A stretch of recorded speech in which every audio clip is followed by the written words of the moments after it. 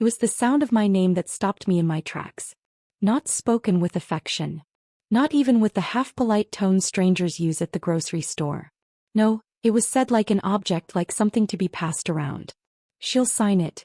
He always does. Greta won't fight back. If you've ever felt the sting of betrayal, this story will grip you from the very first line. Don't look away. Every detail leads to a revenge you won't forget. I froze where I stood in the hallway, one hand still resting on the frame of the door. The clock on the wall ticked past 3:17 in the afternoon, each second punching against my ribs. I had been heading to the kitchen to refill my tea, the smell of stale coffee still hanging heavy from that morning. But now even breathing felt like I was intruding. My first thought was that I'd misheard. That after 65 years of living, maybe my ears were finally failing me. But then the voice came again, hushed but sharp, cutting through the house like a knife slicing into fruit. Just tell her Edward won't make it. She won't ask questions. She'll sign anything if you put the right papers in front of her. And just like that, the world tilted. I didn't step into the kitchen right away. I leaned back, pressing my palm flat against the wallpaper that had been there since the 70s, its faded flowers almost mocking me. My heart beat fast, but my face stayed calm. That calmness surprised me, like some deeper part of me had been waiting for this moment. Because it wasn't the first time I'd felt invisible. Or used. Or dismissed. But hearing it so plainly, so openly, as if I weren't even a human being, just a tool, that was different. I didn't storm in. I didn't shout. Instead, I forced my lips into the kind of soft smile my mother once told me was disarming. And I thought, fine. If they believe I'm obedient, let them keep believing. What they didn't know, what they'd forgotten, was that I'd never thrown away the copies. The papers, the messages, the receipts tucked in envelopes. They thought I had burned them years ago. They were wrong. The kitchen smelled of onions and leftover grease. The blinds rattled lightly against the window, even though there was no wind outside. My son's voice carried clearer now, low and tired. She's predictable. Don't complicate it. Just keep her calm. Predictable. That word stung worse than the rest. I looked down at my hands, at the faint tremor in them. These were the same hands that had changed his diapers, clapped at his school plays, stitched his torn shirts. And now he was plotting to use them, these same hands, only for a signature. My breathing steadied. In that steadiness I realized something. Maybe being underestimated was my greatest advantage. The tea kettle on the stove began to whistle, breaking the silence. That shrill note cut through the air, and suddenly they noticed me. My daughter-in-law spun around first, startled. She covered it with a smile, too quick, too wide. "Oh, you scared me," she said, grabbing the kettle before it screamed louder. "We didn't hear you." I stepped forward, the floor creaking under my slippers. "I wasn't trying to be quiet," I said softly. My son glanced at me then, and I saw it. The flicker of guilt followed by the practiced mask. He leaned against the counter, arms folded like nothing was wrong. "We were just talking through some things," he muttered. "Nothing important. Nothing important." The words hit harder than he knew. I poured myself tea slowly, deliberately, letting the hot steam rise against my face. The silence in the room felt heavier than the smell of grease. I wanted to ask. I wanted to demand an explanation. But instead I stirred sugar into my cup, one spoonful at a time. "You know," I said, watching the grains dissolve, "I always hear more than people think." Neither of them answered. My son shifted his weight. My daughter-in-law fussed with the dish towel, folding and refolding it. Small tells. Small cracks in the armor. I took my first sip of tea, and for the first time in years I didn't feel powerless.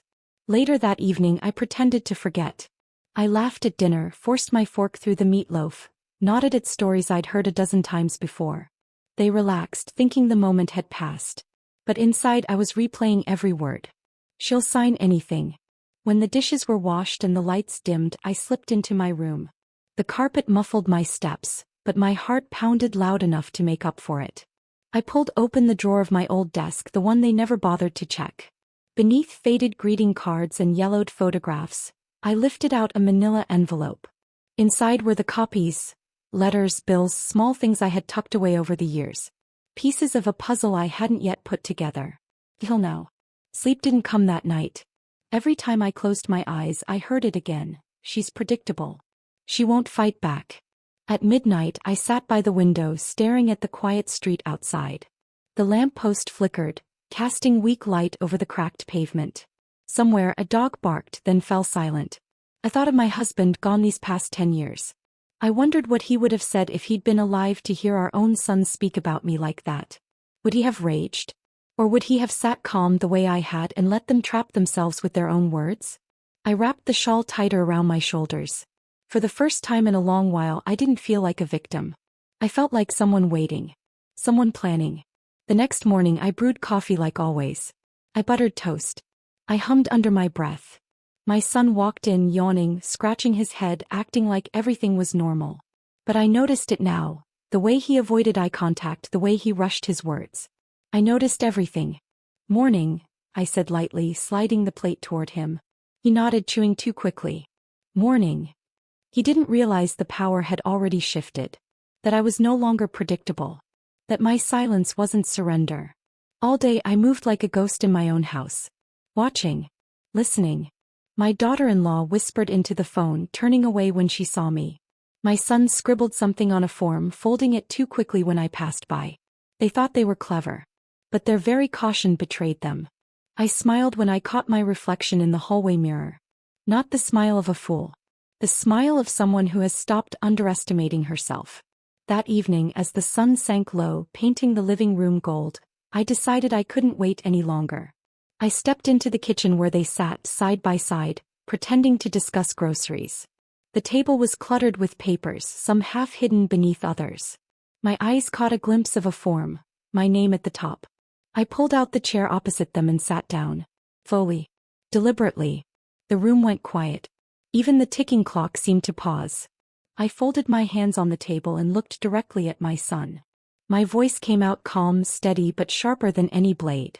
I heard everything yesterday. And then silence. The kind of silence that splits a family in two. The words sat heavy in the air, heavier than the ticking clock above the fridge. My son blinked just once before his face stiffened into that polite blankness he always used when cornered. My daughter-in-law's lips parted, but no sound came out. I didn't press them. Not yet. I just folded my hands together on the table, feeling the grooves of the wood against my palms. My body was steady, but inside my pulse kept time with the clock. Finally, my son cleared his throat. "Mom," he said slowly, "you must have misunderstood. We were only—" "No," I interrupted, my voice calm but final. "I didn't misunderstand." His mouth shut. The rest of that evening went by in stiff politeness. They avoided me, moving through the house like actors who'd forgotten their lines. My daughter-in-law hummed while she washed dishes, too loudly as though noise could fill the silence. My son buried himself in paperwork, never once meeting my eyes. I pretended not to notice, but every sound in the house felt louder. The scrape of a chair against the floor. The rustle of papers being slid into drawers. The faint hiss of whispers when they thought I was asleep. Lying in bed, staring at the ceiling fan turning slow circles above me, I realized something. This wasn't new. It had been happening for years. I'd simply chosen not to see it. The next morning I made oatmeal the way I always did. Cinnamon, a drizzle of honey. My hands worked by habit, but my ears strained. They thought they were careful. They thought stepping outside to talk on the phone meant secrecy. But voices travel in quiet neighborhoods. Through thin curtains, through open vents. I caught fragments as my son whispered on the porch. "She won't fight it, predictable. Just needs to sign." Predictable. Again that word. I gripped the spoon so tight my knuckles whitened. They didn't just dismiss me. They depended on my silence. That was the role they had written for me, and they believed I'd never step out of it. By the time the oatmeal cooled, I had a plan. Not a full one, not yet, but the start of something. I pulled out the manila envelope I'd taken from my desk drawer and spread the contents across my bed. Receipts. Old letters. Bank statements. Some yellowed with age, others crisp from recent years. I began sorting, forming small piles. I wasn't sure what I was looking for, but patterns began to appear. Dates lining up too neatly. Transfers that didn't make sense. Medical bills under names I didn't recognize. The envelope had always been a collection of half-noticed things. But now, under the weight of what I'd overheard, the pieces started to fit together. This wasn't just carelessness. This was a system. Later that week, the neighbors stopped by with peach pie. Mrs. Callahan, always cheerful, set it on the counter with a smile. "You holding up all right, Greta?" she asked, her voice soft in a way that made me suspicious. I forced a smile. Why wouldn't I be? Her eyes flicked to my son, who had just walked in. He gave her a quick nod, too quick, like he was dismissing an unspoken question. Mrs. Callahan changed the subject, but the pause lingered. Something in her look told me rumors were already drifting through the neighborhood. Secrets, it seemed, didn't just stay within families. That night I tested my theory. I left my old journal open on the coffee table, pages filled with notes I'd scribbled after rereading the papers from the envelope. Not real notes, bait. I sat in my bedroom, the door cracked open, and waited. Sure enough, I heard them. My daughter-in-law's voice, low but sharp. "She's writing things down." "She always does," my son replied. "It doesn't matter. She never acts on it." Pause. Then a softer whisper. "But what if she does?" The floor creaked under their steps as they left the room. I closed my eyes and smiled. For the first time I knew they were afraid. Days blurred together, but my focus sharpened. I watched the way they avoided leaving me alone with certain mail. How they shuffled papers off the table when I entered. How my son's tone grew harsher when talking to people on the phone, then softened when I appeared. I tested small boundaries. Asked casual questions. "What's that paper? Who was on the phone?" Their answers came too fast, too rehearsed. It reminded me of when my children were small and thought hiding candy wrappers under the couch would keep me from noticing. Only now the stakes were higher than candy. One afternoon, while folding laundry, I found an envelope tucked at the bottom of the basket. My name was on it, written in careful, unfamiliar handwriting. I opened it with shaking hands. Inside was a consent form. Medical jargon. Blank spaces for a signature. So that was their plan. I stared at it for a long time, my breath shallow. The washer buzzed in the background, but I didn't move. They truly believed I'd sign anything. That I'd hand over my consent without question. I slid the paper back into the envelope, but not before taking a photo with my old flip phone. A grainy picture, but enough. Proof. The house grew colder after that. Not in temperature, but in the way we moved around each other. Meals were shorter, conversations thinner. My son's voice carried a tension I hadn't heard before, like he was waiting for me to slip. But I didn't slip. I waited. Every night I added more notes to my journal. I copied dates from the documents, names from overheard conversations. I built something they couldn't see, a file of my own. And with every page, the weight I'd carried for years grew lighter. One evening, while the sun sank behind the maple trees, I walked past the living room and saw my son holding the very envelope I'd photographed. His shoulders slumped, his head bent. My daughter-in-law hovered nearby, arms crossed. "Do you think she knows?" she whispered. "Doesn't matter," he muttered. "She won't fight." I stepped into the doorway. "You might be surprised." Their heads snapped up. Silence. I didn't wait for an answer. I just kept walking, the sound of my slippers soft against the hardwood. But inside, my heart beat with the thrill of control. For once, they were the ones unsure. By the end of that week, I had learned enough to know this wasn't just about me. The bills, the names, the accounts. It stretched further. Others had been hurt, maybe even destroyed, by the same hands that called me predictable. My family didn't just live on secrets. They fed on them. Built comfort from them. Laughed over meals while others paid the price. And I realized something chilling. I had been complicit too by staying silent all these years. That silence was over. The night before everything began to change, I sat at the kitchen table, the same table where I'd heard them betray me. The lamplight flickered, casting long shadows across the papers I had gathered. I pressed my pen to the page and wrote a single line. "They think I'm disposable. But I'm the one holding the match." And when I closed the notebook, I knew, tomorrow I would strike. That was the promise I whispered to myself as I closed the notebook late at night. And when tomorrow came, I didn't hesitate. I carried the weight of my file not in my hands but in my mind, every page etched into memory. By evening we were gathered in the living room. The air smelled faintly of lemon polish from my daughter-in-law's afternoon cleaning, but it couldn't hide the mustiness of old curtains and secrets. The lamp in the corner buzzed faintly, its light throwing uneven shadows across the room. I sat in my usual chair, the same one I'd rested in for years. My son took the couch, leaning back too casually, his arms spread wide as though claiming the room. My daughter-in-law perched on the edge, knees pressed together, her fingers knotting the fabric of her skirt. It was time. I've been going through some old papers, I said, letting the words fall into the quiet like stones into still water. My son's eyes flicked to me, then quickly to the floor. Old papers, he repeated, his voice light but tight. Yes. I leaned forward, resting my elbows on my knees. Things I saved. Things you probably thought I forgot. My daughter-in-law forced a laugh, too sharp, too quick. You've always been sentimental, she said. Sentimental, I echoed softly, holding her gaze. That's one word for it. The silence stretched, filled only by the faint hum of the refrigerator in the kitchen. I could almost hear their hearts beating, or maybe it was just my own, steady but heavy. I didn't show them the envelope. Not yet. Instead, I watched their faces. Every twitch, every glance, every swallow. You know, I continued, for years I told myself families make mistakes. That sometimes people lie out of fear or convenience. But lately I've started to wonder if this family runs on something else. My son shifted, his knee bouncing once before he caught it. Mom, you're reading too much into things. Am I? I tilted my head. Then why do I keep finding papers with my name on them that I never signed? Bills under names I don't know? Transfers I can't explain? I got them. My daughter-in-law's face paled. She opened her mouth, then shut it again. My son cleared his throat, but no words came. The mask was slipping. I decided to test the edges. Do you remember when Dad passed? I asked quietly. My son nodded, wary. I found forms then too. Forms I wasn't supposed to see. I told myself it was grief making me suspicious. But now, I let the sentence hang. The truth was I'd never told them I'd seen those forms. That was the hidden advantage. They thought the past was buried.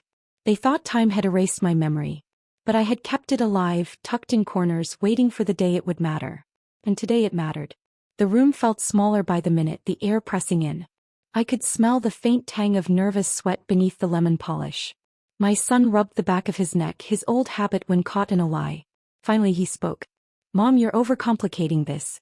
We handle a lot of paperwork, that's all. You don't need to worry yourself with it. I let out a soft laugh. That's the problem, isn't it? You depend on me not worrying. On me staying quiet. His face hardened. My daughter-in-law's eyes darted between us like she was watching a tennis match she couldn't control. A memory flashed, years ago when my children were small and I caught them sneaking cookies before dinner. They had worn the same expressions then. Guilty, defensive, waiting for me to scold them but hoping I wouldn't. But this wasn't cookies. This was my life. My name. My very worth. And I was done pretending. I leaned back, folding my arms. You've built something on these secrets. Haven't you? No one answered. I felt a strange calm wash over me, like standing in the eye of a storm. For once, I wasn't the one scrambling for explanations. They were. The clock on the wall ticked louder, each second stretching. Finally, my daughter-in-law broke. We've done everything for this family, she blurted. You don't understand the pressure, the choices we've had to make.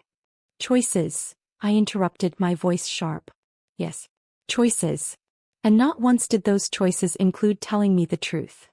Her words hung between us, but I didn't press further. Not yet. Instead, I let the silence stretch, long and uncomfortable. The kind of silence that forces the guilty to fill it. My son finally sighed, rubbing his temples. Mom, you always think the worst. You always imagine people are out to use you. Maybe, I said softly. Or maybe I've just finally learned to see what was in front of me all along. His jaw tightened. He didn't argue. That told me more than words ever could. I needed air. I stood slowly, my knees stiff but strong. The floor creaked under my weight as I crossed to the window. Outside, dusk was settling, the sky painted in streaks of pink and gray. Children's laughter drifted faintly from down the block, a sharp contrast to the tension in my house. I rested my hand on the cool glass and spoke without turning. Do you know what the worst part is? It isn't the lies. It isn't even the betrayal. It's realizing that my own family believes I'm too weak to notice. Behind me, I heard my daughter-in-law whisper something too low to catch. My son shushed her quickly. The mask was crumbling. Later that night, when I was alone in my room, I replayed every word. Every glance. Every silence. They were cornered but not broken. Not yet. They still thought they had control. They still believed they could contain me with charm and half-truths. I sat at my desk, pen in hand, and added to my notes. They think I'll stop here. They're wrong. The paper crinkled under the weight of my writing. My hands trembled, but not from fear, from the fire building inside me. The next morning brought no apologies, no explanations. Only strained smiles and shallow small talk. My son asked if I wanted toast. My daughter-in-law complimented my sweater. Their politeness was a mask, and I wore mine too. But masks slip. Always. And when they finally fall, there's no putting them back on. That evening I sat in the living room again. The same chair, the same buzzing lamp. But this time I didn't wait for them to speak first. "I know more than you think," I said simply. My son's head jerked up. My daughter-in-law's hands froze mid-motion with her knitting needles. I smiled, calm but certain. And soon everyone else will too. The silence that followed was different this time. Not just fear. Not just guilt. It was the sound of walls beginning to crack. And I was ready to push. I didn't raise my voice. I didn't need to. Quiet can be more dangerous than shouting, and they were finally learning that. "You think I'm predictable," I said evenly, resting my hands on the arms of my chair. "You think I sign papers because I don't care, because I don't ask questions. But the truth is I notice everything. Always have." My son opened his mouth, then shut it again. His jaw worked like he was chewing words he couldn't swallow. My daughter-in-law dropped her knitting needles onto her lap. They clattered against the wood of the chair. I leaned forward, lowering my voice. "And from this point on, it won't be me covering your tracks. It will be me laying them out piece by piece for everyone to see." The fear in their eyes was confirmation enough. The next morning I began my work in earnest. While they were busy with errands, I slipped into the study. The air was stuffy, thick with dust and faint cologne. Papers were stacked haphazardly on the desk, as though they trusted clutter to hide the truth. I sorted quickly, my hands steady. Medical forms, insurance documents, bank statements. Some bore my name, some belonged to strangers. But they all carried the same thread. Signatures, approvals, decisions tied to me, yet never truly mine. I took photos with my old phone, each click a secret victory. The images were grainy, but proof didn't need to be pretty. By the time I heard their car pulling back into the driveway, I had everything returned to its place. I wiped the dust from my hands and closed the study door as if I'd never been there. That evening, over dinner, my son brought up groceries, pretending casual conversation. "We should make a list," he said, stabbing at his potatoes. I smiled faintly. "Already made one." He looked up, startled, and I saw suspicion flicker in his eyes. My daughter-in-law shifted uncomfortably, her fork clinking against her plate. I didn't need to say more. Just the suggestion that I was ahead of them was enough to keep them on edge. Over the next week I tested them. Little traps, nothing obvious. I left out an empty envelope marked with my handwriting and waited. Sure enough, the next morning it had been moved. Not much, just a few inches. But enough to confirm they couldn't resist checking. I placed a receipt on the counter with certain numbers circled. My daughter-in-law glanced at it, frowned, and tucked it into her apron pocket when she thought I wasn't looking. Each time I made note. Each time I added to my file. It wasn't just about catching them. It was about turning their own habits against them. If they lived by secrecy, then secrecy would be the net I'd use to catch them. Still, doubt crept in during the quiet hours. Alone in my room, I asked myself if I was going too far. They were my family after all. The children I had raised, the woman who had married into our lives. Was it right to fight them like enemies? But then I remembered the envelope in the laundry basket, my name written on it like I was nothing but a signature. I remembered their whispers on the porch. And my doubt hardened back into resolve. One afternoon I found my chance. My son left his laptop open on the dining table, the screen glowing with half-finished emails. I walked past slowly, my breath shallow, pretending not to notice. But later, when the house was empty, I returned.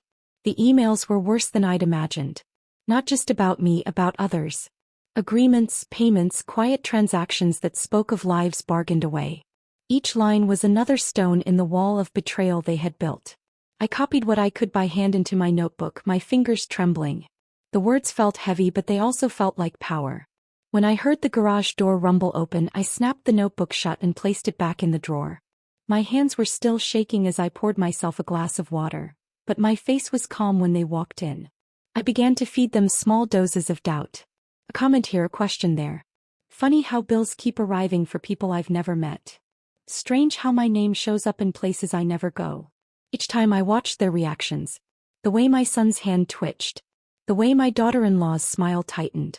They started watching me more closely too, shadowing my steps, checking the trash, hovering when I opened the mail. They thought they were monitoring me. They didn't realize I wanted them to. The more suspicious they grew, the sloppier they became.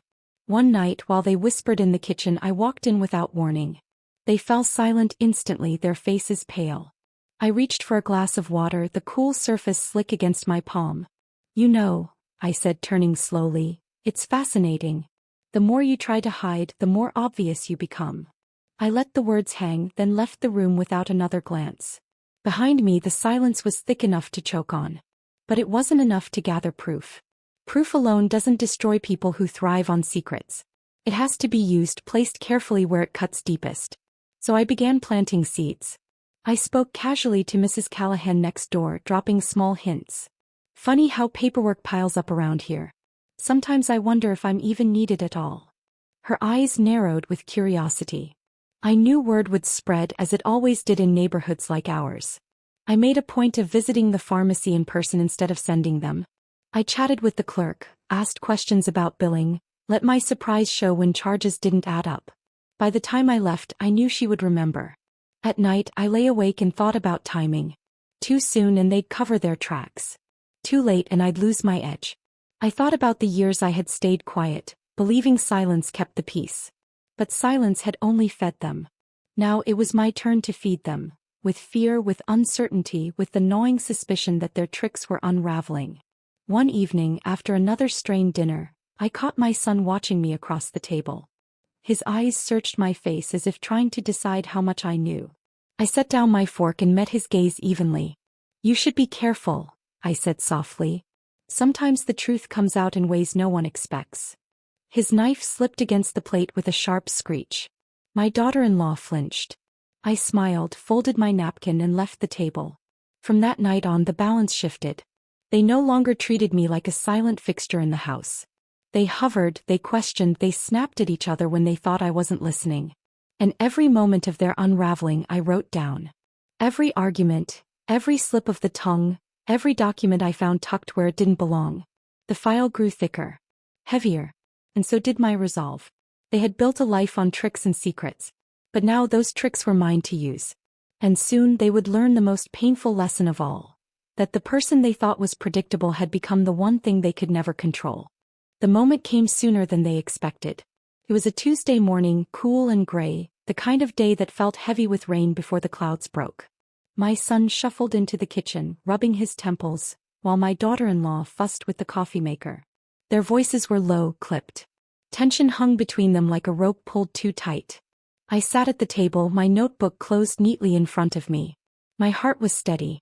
After weeks of silence, bait, and careful moves, I was ready to open the final door. I need you both to sit, I said calmly. They froze, caught off guard by the firmness in my tone. My son frowned. Why? Because it's time, I answered simply. And I won't ask twice. The authority in my voice startled even me. After a moment they obeyed.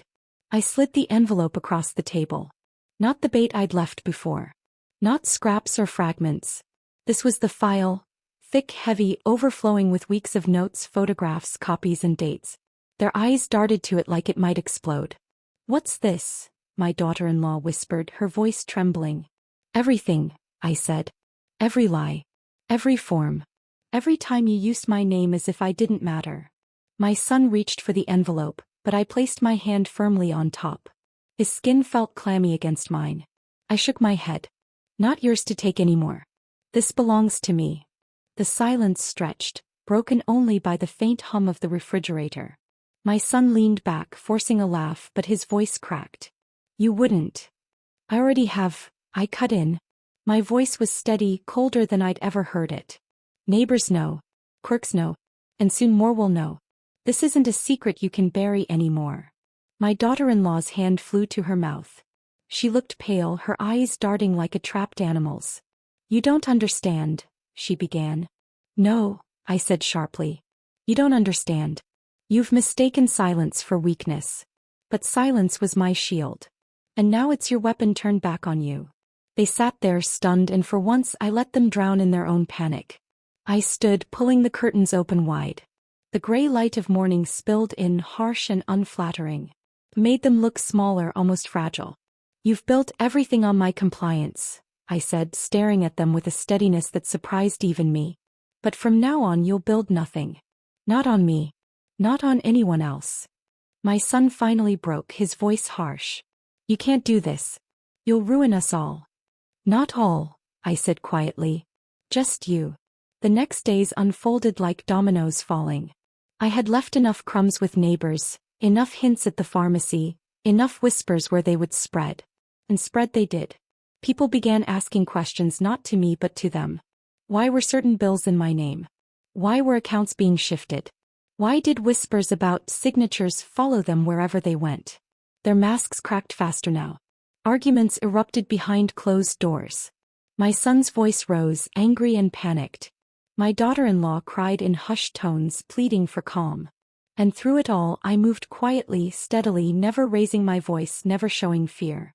The final blow came one evening when the doorbell rang. A neighbor, Mrs. Callahan, stood on the porch, her lips pressed tight, her eyes wide with something between concern and curiosity. I heard things, she said softly. About papers. About your name being used. Is it true? I looked her in the eye, my voice steady. Yes. That single word was enough. It wasn't just gossip anymore. It was confirmation. And once truth escapes into the open, it cannot be caged again. By the end of the week, the house was no longer theirs to command. Phone calls went unanswered. Friends distanced themselves. The air was thick with shame, heavy enough to choke. They had once depended on me to carry their silence. Now my silence, the refusal to protect them, was their undoing. One evening they sat across from me at the table again. This time no papers between us. No masks. Just raw, hollow faces. My son's voice cracked. Mom, please. We can fix this. Just don't go further. I studied him for a long moment. The boy I had raised was gone. In his place was a man who had gambled my trust and lost. You already went too far, I said softly. And now it's time you live with it. Tears welled in my daughter-in-law's eyes. She reached for my hand, but I pulled it back. I gave you my loyalty for years, I whispered. You mistook it for blindness. That mistake is yours to carry now. The house grew quieter in the days that followed. Meals were eaten in silence. They avoided me, slipping from room to room like shadows. But I felt no guilt. Only release. For the first time in decades, I was not the background of someone else's story. I was the author. I had spoken, acted, and changed the ending they had written for me. And justice? It didn't come with courtrooms or headlines. It came in whispers on the street, in doors that closed to them, in the way people now looked at me with something new in their eyes. Not pity, not dismissal, but respect. It came in the way their voices cracked when they asked me for help and I stayed silent. It came in the way they looked smaller, weaker. Every day the truth hung around their necks like a weight. Justice came when I realized I no longer needed to shout to be heard. My silence had spoken for me. The last night of it all, I sat in the living room, the same chair, the same buzzing lamp. My notebook lay open on my lap, filled with weeks of notes, proof and truth. I didn't need it anymore. I closed the cover and whispered to myself, it's done. Looking back, I wondered if revenge was the right word. Maybe it was something simpler. Maybe it was survival. Or maybe it was the long-delayed justice of a woman who had been underestimated one too many times. Whatever it was, it left me lighter. Free. My son avoided my eyes now. My daughter-in-law moved through the house quietly, careful not to cross me. They had once believed I was disposable. Now they knew I was the one who decided what could be discarded. And I had chosen, not me. For the first time in years I walked outside with my head high. The sky was blue after days of gray, and the breeze carried the scent of cut grass. Neighbors waved, their looks warmer than before. I wasn't the woman in the shadows anymore. I was the woman who had spoken, who had survived, who had turned silence into power. When justice finally spoke my name, it wasn't in courts or papers. It was in the way the world shifted, the way my family's grip crumbled, the way I found my own strength again. It was in the way I whispered my final truth, standing in the doorway of my own home. You thought I was predictable. But I was the storm you never saw coming. If this story hit your heart the way it did mine, subscribe now. Every week we share powerful emotional stories of betrayal, revenge, and survival. You don't want to miss the next one.